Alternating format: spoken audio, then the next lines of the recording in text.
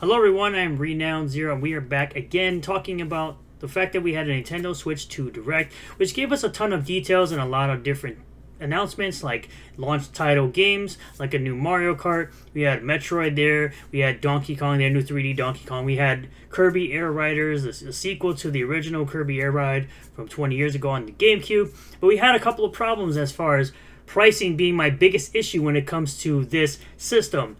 Not the system itself, but the prices of games. Now, I say this right here, where with the Switch 1, every game was $60, and of course they made Tears of the Kingdom $70 because it was Tears of the Kingdom. Now they're doing the exact same thing with Mario Kart, where every game is $70, and now Mario Kart is at a premium of $80. But if you buy the bundle, you get it for $50 with the $500 bundle with the Switch 2, and the Switch 2 being priced at $449. So let's get into all this, and I'll give you my thoughts and opinions on that. But for me, at least, right off the gate with pricing, $80 is way too much for a digital copy for virtual data, literal virtual data that costs Nintendo absolutely nothing to put that game on in the eShop and for people to download that. And knowing how Nintendo works, their games really don't drop in price. So I really can't see too much of a price drop with this game, especially within the first year, because people are going to eat it up. Now, I'm going to also say this right off the bat. If I do not get a Switch 2 bundle with Mario Kart 8 in it, I will not be picking up the Switch 2. I have too many Switch 1 games I need to finish, and I have a huge backlog as well as Xbox Game Pass with a bunch of new Game Pass games coming every month. So I've got plenty of titles to play without picking this system up. But truthfully, the only three things I was excited about were Mario Kart, Metroid Prime 4, and Hyrule Warriors Age of, the new one, Age of Imprisonment, I think it's called, and maybe Donkey Kong. But, so coming to us from Wario 64, the Switch 2 screen is, of course, 1080p at 120 frames. It's about dang time we reached the point where we can have 60 FPS on the Switch docked. The 120 FPS is for handheld mode at 1080p. I'm not exactly sure if... I don't believe the console can do 4K 120 docked. I think it's only limited to 4K 60, which is fine. It's crazy that it still has that LCD screen, even though you're charging a premium at $450, where the Switch OLED was at $350. I'm sorry, $350, and gave you that OLED screen. This should have an OLED screen, in my opinion, if you're going to be charging a premium of $450 for this console. If you're going to give it all the other bells and whistles like 3D audio and such, this should come with an OLED screen.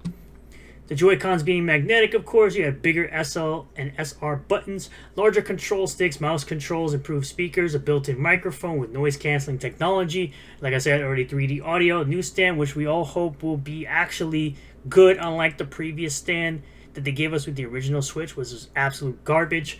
2 USB-C ports, 256GB storage is good. They have what they, I guess now... You can no longer use micro SD cards. Now you have to get micro SD Express cards for this to run in it. New dock supports 4K. It's got the fan ventilation for the dock. And of course, backwards compatibility with Switch 1, which is all nice and dandy. We had also the Joy-Con C button functionality, which has a feature, of course, called Game Chat. Thing that many other companies have had for so very long. And Game Chat is, of course, locked behind a paywall. I don't understand how that's even a thing in 2025, where Game Chat, a normal feature, is locked behind a paywall. Communicate with your friends, built-in microphone, game screen sharing. Can chat. They have multiple screens here. It looks kind of like Discord. And then they have this camera that they revealed, which can allow you to show your face on the screen here. And that'll cost you $50 for this. This looks like a light you could buy for $10. But moving on to things like game sharing. Now this is something similar to the 3DS or even the DS had, where if you had one cartridge, you could have multiple people playing the game together locally. It'll be available for games in the future, and some select Nintendo Switch 2 games that'll only work on Nintendo Switch 2, of course. Super Mario Party Jamboree had a Switch 2 edition that is coming out on July 25th, which will require you to have the camera to even use the features in this, and it'll cost you money. I assume it'll cost you $20 for the upgrade pack, which is the same thing that PlayStation does, where they do $10 free upgrades, something that Microsoft manages to have at their advantage where their free upgrades cost you nothing. You could pop in an old game like Lightning Returns, Final Fantasy 13, and get FPS boosts and 4K resolutions, as well as other games like Red Dead Redemption. So that's one thing that Microsoft does have over the other companies, as well as having Game Pass with day one games. They have other Switch 2 edition games like Tears of the Kingdom and Breath of the Wild, which Tears of the Kingdom is going to be $80 with the upgrade if you're buying it brand new. Obviously, that would, to me, in my opinion, would be that they're charging you $20 for the upgrade pack and $10 for the upgrade pack for Breath of the Wild. And that one is $70 if you buy the Switch 2 edition from places like Walmart. Then you had a Kirby and the Forgotten Land Switch 2 edition, which is also $80 with 60 frames and improved graphics, and it actually comes with content, unlike the Zelda notes that this comes with, which is basically just a guide to show you where things are, things you could do for free with YouTube. And this one has a bunch of new modes. Then you had, of course, Metroid Prime 4 Beyond with its own Switch 2 edition, as mouse controls where you can use the mouse features on the Joy-Cons to basically control and shoot with Samus's pew pew. Of course, 1080p and 120 frames per second with HDR performance mode, and they have a quality mode for docked and handheld mode. For this one will be 1080p 60, and handheld mode for performance will still be 720p at 120 frames. You also had things like the Switch 2 edition of Pokemon Legends EA, a game that isn't even released yet. So they have a Switch 1 and a Switch 2 edition for this game with enhanced resolution frame rate. This game does not look great at the moment anyway, so that enhanced edition, I would be iffy on that. They announced Elden Ring, of course, for Switch 2, Hades 2, Street Fighter 6, which has a game card key, so you can buy a physical copy of this game that isn't even on the cartridge for $60. You have to download the full game, and then you can play the cartridge, which will actually have some pretty decent amiibo figures, even though they have statues of these, but I think the amiibo figures will be cool as well. Not really for me, I already have Street Fighter 6 on the Xbox. And then you have the listings here for Walmart. So as you can see here, you have the $500 edition that comes with Mario Kart World, which is honestly the best way to get it, because if you want to get it separately, it's $80. Sorry. And then again, like I said, $70 for the Switch 2 edition of Breath of the Wild, $80 for the Switch 2 edition of Tears of the Kingdom, $80 for the Jamboree, and then you have Bravely Default, which is at $40, which is also a game card key, which again, there's nothing on the cartridge. You have to download the full game off the internet. And then, of course, you had Donkey Kong at $70. So the trend here seems to be that games are going to be $70. It's absolutely crazy that, older games are still $60, and even remasters are $40. But all their, regular Nintendo games are going to be $70. And then you have Tears of the Kingdom at $80 with the upgrade, Jamboree down here, and then you have Mario Kart World, a brand new exclusive game to the Switch 2. So this is an exclusive to Switch 2. These are just editions, like upgraded, enhanced editions that you have to pay extra money for. And of course, this person, blames tariffs on digital pricing, which is stupid.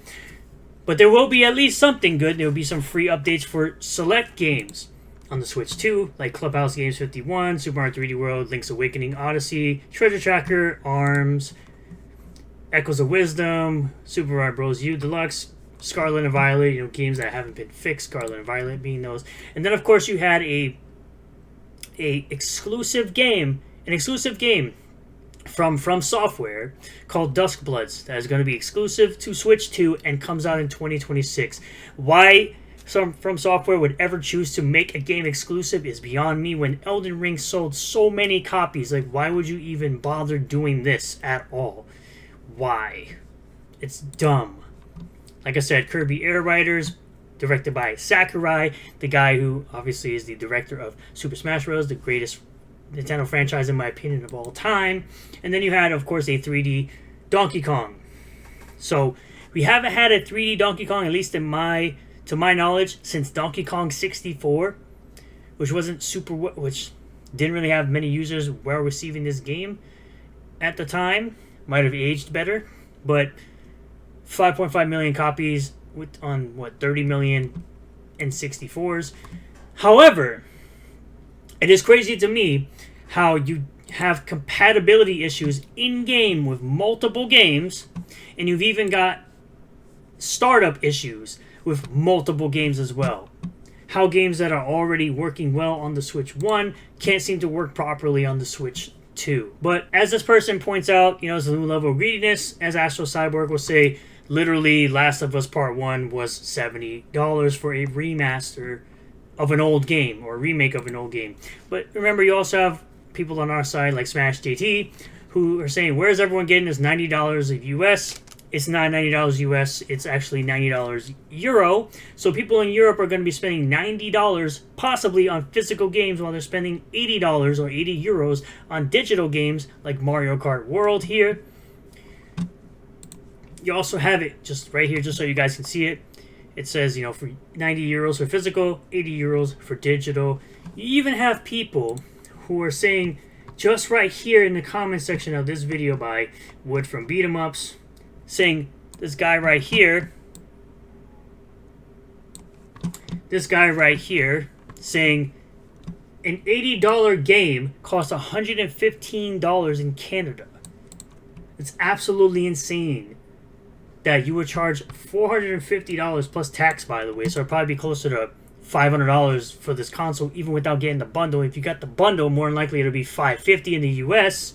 So you're spending $550 for this new console, and games are $70, possibly $80, possibly $90 for physical in other regions. So it's crazy to me how this system had so much hype going into the Nintendo Switch 2 Direct today, and now people are questioning whether or not they want to purchase the system because they want to charge $80 for something like Mario Kart. And the best way to get it is to basically get the bundle because you're saving $30. And honestly, in my opinion, I don't think anybody should buy this if they cannot get Mario Kart with the bundle, because I think it's crazy how now Nintendo is going to set the precedent for games moving forward from other companies who are going to upcharge and possibly make games $80. And as people have been saying around Twitter, that they would be happy, paying $100 for GTA 6. And now Nintendo is testing the waters to see how much money they can get out of the Nintendo fanboys. So, but also at the end of the day, you are a full-grown adult. You can spend your money on whatever you want. I would never tell anybody that they cannot spend what they want, their money on what they want. I just feel like people shouldn't. But again, I'm never going to tell somebody that they can't. So that's my whole thing with the Nintendo Switch 2 Direct.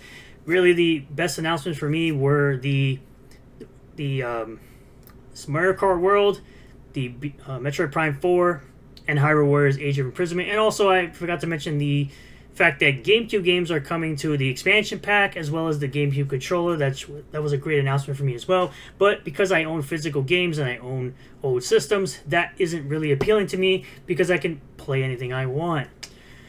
So I thank you all for checking out this video. Let me know what you guys thought about the Nintendo Switch 2 Direct in the comment section down below. How do you feel about the increase in price? Are you going to be picking up the Switch 2 on day one? Are you going to be, paying $80 for digital games, possibly $90 if you're in a different region like Europe? Let me know in the comment section down below.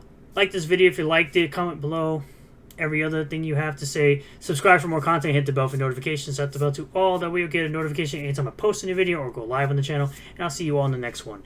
Peace.